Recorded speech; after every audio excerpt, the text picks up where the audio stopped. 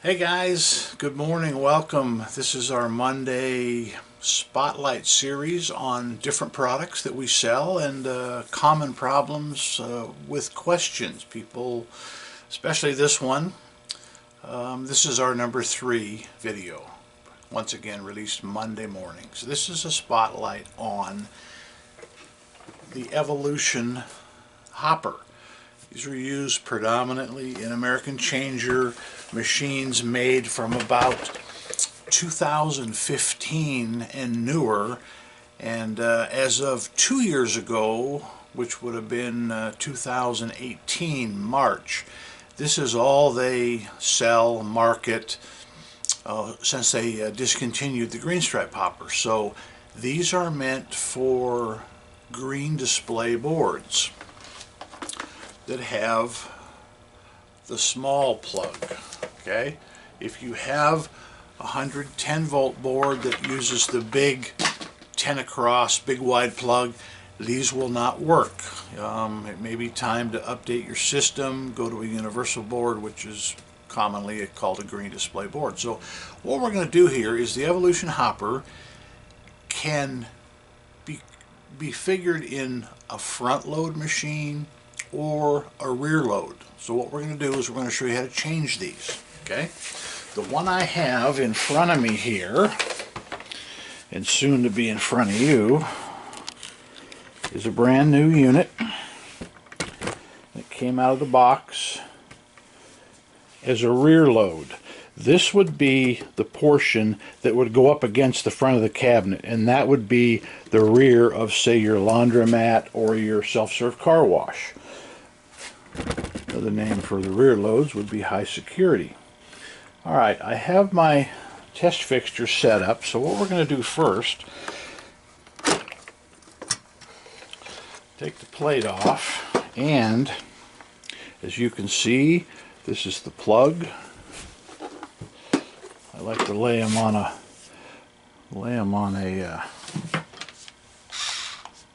piece of cloth there so we don't scratch them. This is a brand new one. Alright guys, what we need to do here, this improvement after the green stripe, you can take off just this little panel here, which is where it mounts. Okay, that has to come off completely. And then, if you were going to service this unit and you wanted to get into, say, the gears and the belt, which we are going to show you, okay? However, right now, what we have to do is this little panel. Let's see if I get a little closer here. Okay, see this guy? You want to kind of be careful as to how this comes out, because it'll go on about 3 other ways that will not be correct. So this slides out like so, and as you can see, it's 3-dimensional. But now I want to put this in the other side, so I turn this over, put it here. Okay, now it's going to slide in the other side, but not until I switch the plug. So we're just going to set it aside here. I'm never too good working standing up. So now what I normally do is the end 2 screws, I take them almost completely out. That little straggler here I loosen, and I loosen those.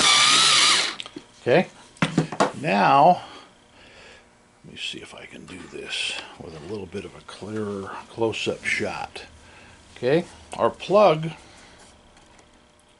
will slide out sometimes, not like this one.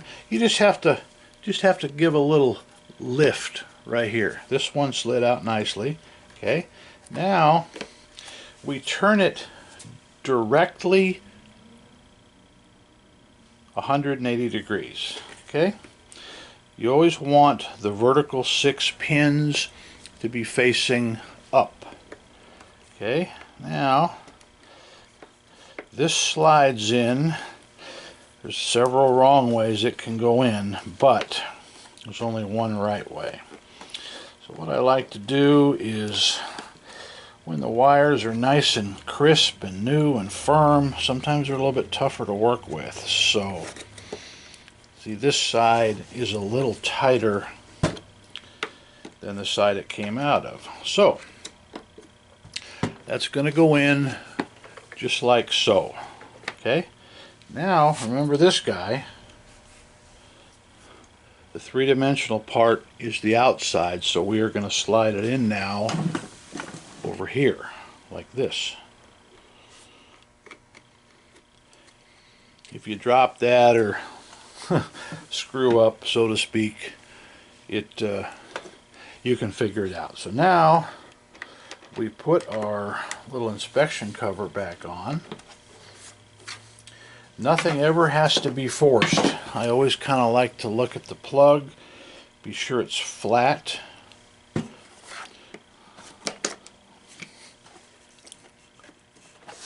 And be sure it's in all the way.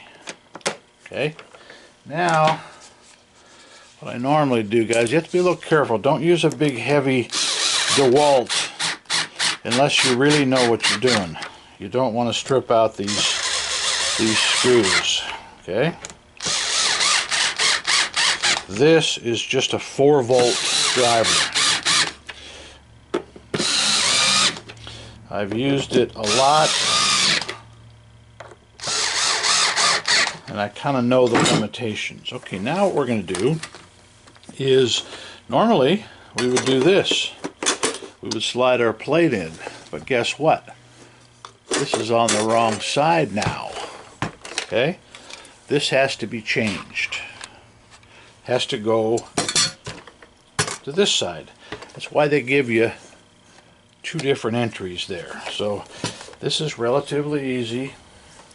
I normally get a straight slot, and boy, it doesn't take much. Just give a little tap and the keeper comes out. Okay, and what I do, same thing over here. I need to get down to its level so I can, okay, same thing. Once you get it started, you can use a big screwdriver or a small one. Take the second one out. So now, what you do, this is another way we can sort of get messed up. Remember those vertical pins? How they went in the up position? Well, they're going to go in the up position again. So what you need to do now, you need to snake the wire completely around, take it out, and don't lay it down. Keep it in your hand. I'll tell you why.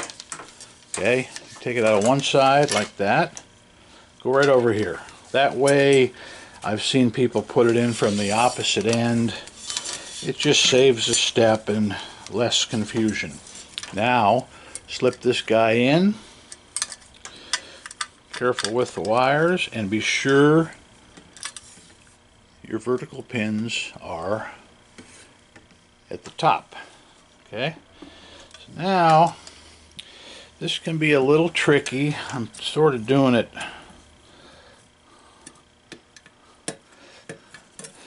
they only go in to the little groove. You can kind of force it and you won't have it in the groove, but it's pretty much self-explanatory. Okay, so now I normally lay this flat on the bench and I just give it a little tap, but I'm trying to keep it in the picture here.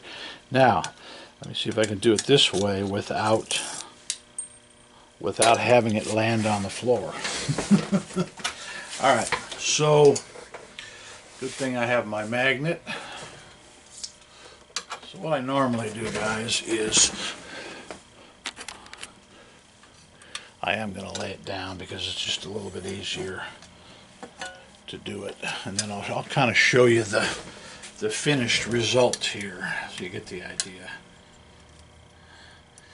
Working with small little pieces with big hands is always going to be a challenge for us guys. The ladies do a much better job at these kind of high-tech jobs. So anyways, you see now where the clips are. Hope that's clear. Now what we do is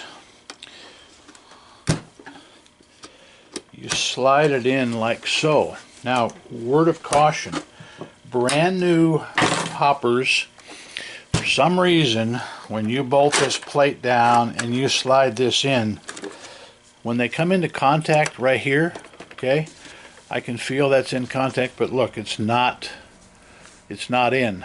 See, I always encourage people, now keep in mind that plate's going to be bolted down to the floor of the changer. Push with your thumb in the front where my right hand is, but if this comes in contact and it won't slide in freely, lift up on the back right here, lift up, and it'll slide right in. Now guys, what I'm going to do, now that we've made it a front load, is I'm going to hook this up to my bench tester here, which really consists of a universal board, 24 volt MEI, which in my book are the best. Alright, so now this is upside down due to where my power cord is, but this would be the top where the display is, and if you're running a single hopper unit, use the top left plug. Okay, sold out light. There's only one 2-prong plug on the deal.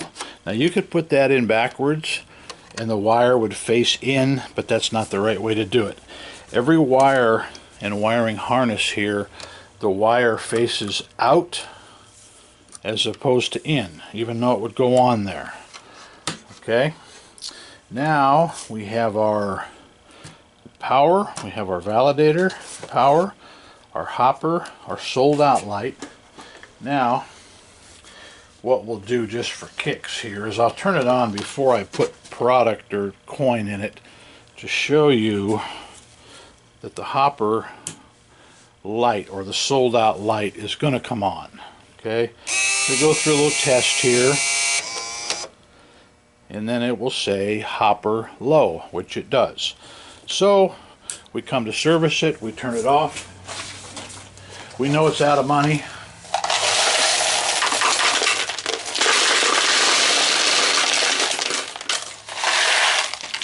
I won't fill it completely up, but turn it on.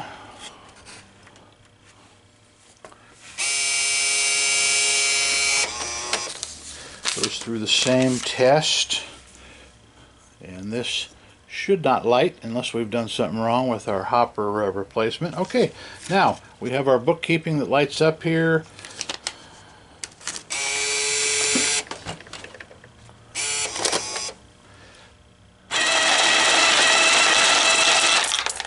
Okay, so what we have is our, this is set up by the way on 20-cent tokens, so I have 5 coins that come out, and what I may as well do, guys, is I'll show you a little of the bookkeeping here as to what I mean by 20-cent token.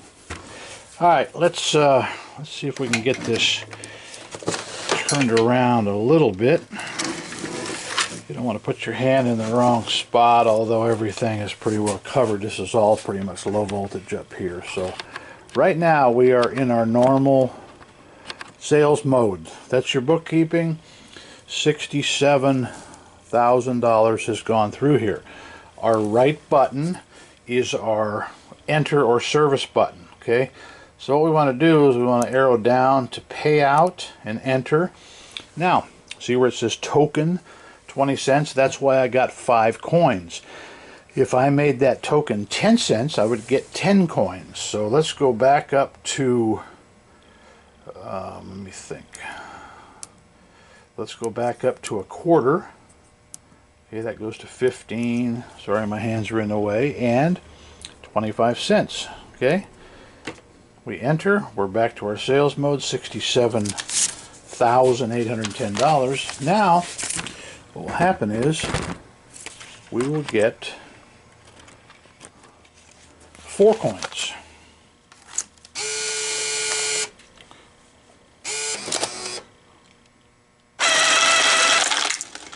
Okay, 4 coins. That's how you change it. You can have tokens that are worth $5 to where you have to put $5 in the machine to get 1 token out. I actually set up a location for a customer, and it was a big bowling center, and the lockers had tokens that were valued at $5. So anyways, you had to put $5 in to get 1 token to operate the lockers. What I'm going to do now, guys, is I'm going to disassemble here because we're kind of done with our test fixture. And I want to take the side off of the Evolution hopper. Okay?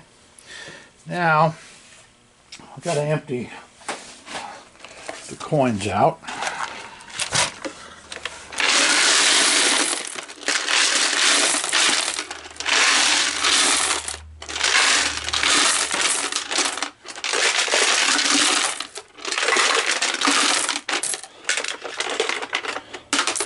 Alright, sounds like we got them all. I want to show you what's inside here. This is a situation that not everybody wants to open up the side of their hopper. Now, being as this is an Evolution, this is a little bit different than the old black Mark 3s and 4s that you still see around. Doesn't have this little inspection plate. We're going to take out all the screws because this black side's coming off.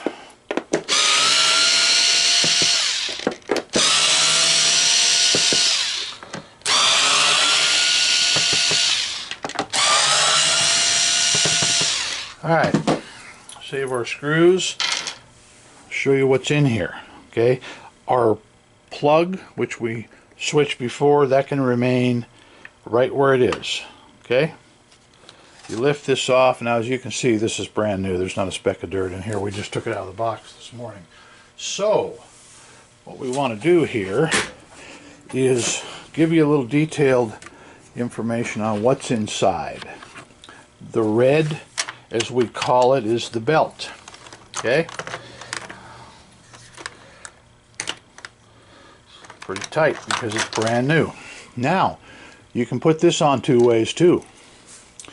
I got one in this past year, and see how this is at an angle here. Well, that's what that little sharp point, that's what scoops up the coin. Okay, to make it easy on you, it'll go in this way and it'll run and run and run, but it'll never scoop a coin up. And I got one in that way. The guy couldn't figure it out. Anyways, they go in this direction. Okay, so what I'm going to show you here first, before we put it back together, here is your idler gear. This can use a little bit of synthetic grease. Now, this is the area that is neglected because people don't know how to maintain the gears and the grease. Okay, this has 2 pretty good length straight threads. Now, the earlier ones, they just went into plastic and it was not the best design. Okay, so what we do, has a little tab here you can lift from. Okay, looks nice and clean. The only thing we have is a little bit of extra grease that was done in assembly. So now I'm going to zoom in as close as I can. Okay, what it has, so nice working on new stuff. This is your drive gear that runs your shaker that's on the other side of the hopper. Okay, now it's got a couple gears here. It's got your drive gear, the brass colored, which goes to your motor that's mounted on the other side. There's a little bit of a crush washer there, so it goes back on like so. And everything, once again, nothing has to be forced. Well, after 5 years, guess what? That grease begins to dry out. Now, some of the old ones, it would last 10 years. They used to use pretty much an axle grease. We've kind of gone to a synthetic. Seems to last longer. It's less messy, and that's what we've gone to. So what we're going to do now, I'm going to put this back together. Once I find my magnetic screwdriver here. Okay. Doesn't matter which side you start on. You want to just start it. You don't want to snug it because you want this cover to sit flat. Okay. I can tell it's flat. Keep in mind you're working with plastic. Okay.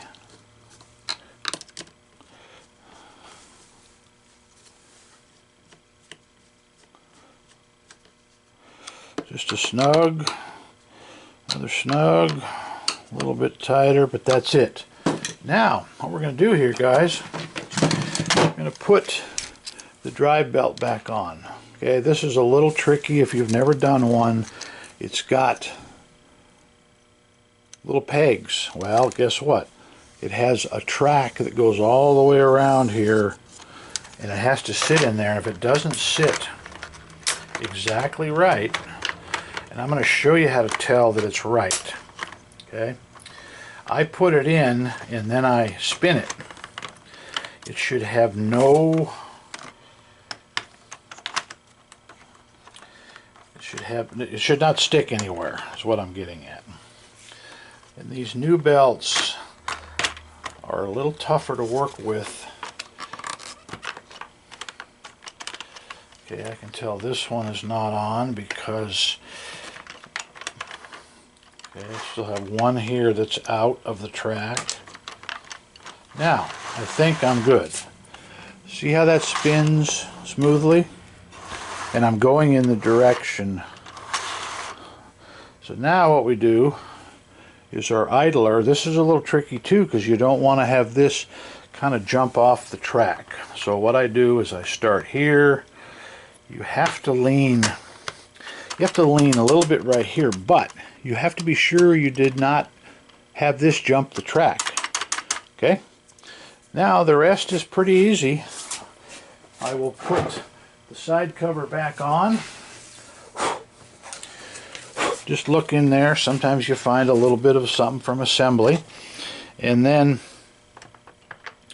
this goes on without any force. Okay?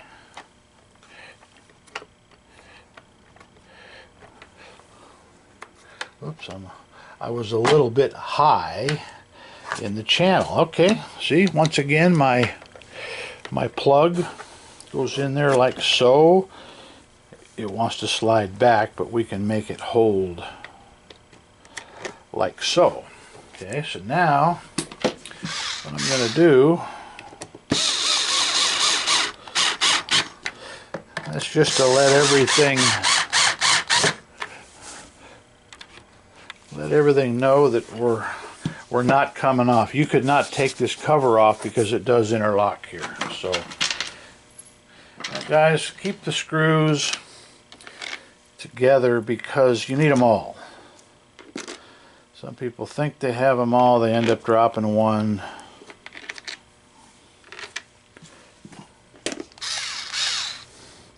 This is sort of like putting a tire on a car you learned early. You go around. That way you don't pinch anything.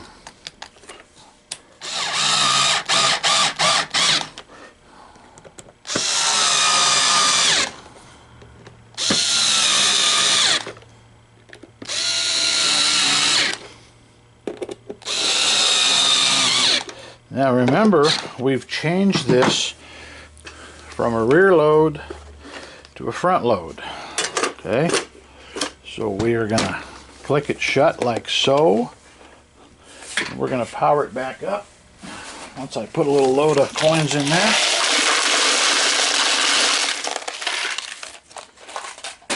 Now, if I've done everything correctly, which we have no reason to believe we didn't, we should get out our 4 coins per dollar. Okay, $1. No errors came up on the board, which I know it's a little tough to see. It'll just read our bookkeeping, the dollar amount. Okay, go back over here. It's going to come out this side. You notice the wiring is on the other side now because, once again, it's a front load.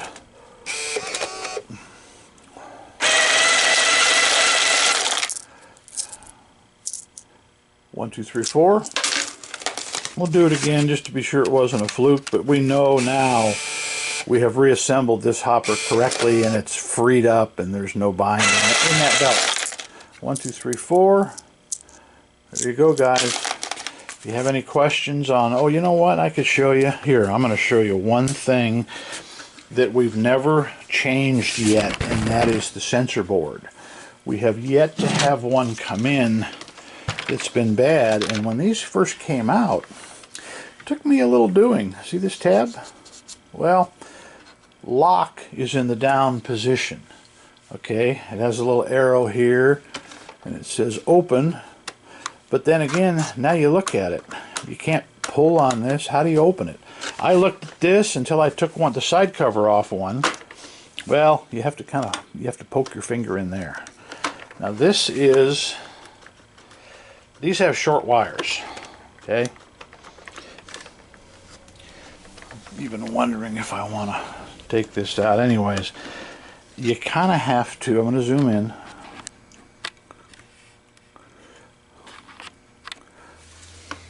This is your big wire here, okay? Without that coming off, see, brand new.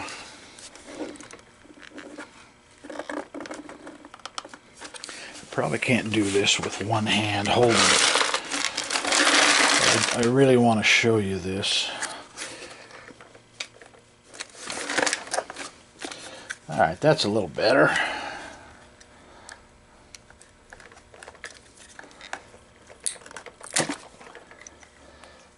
Alright, now, this is your sensor board. The plug I was fighting with is this one here.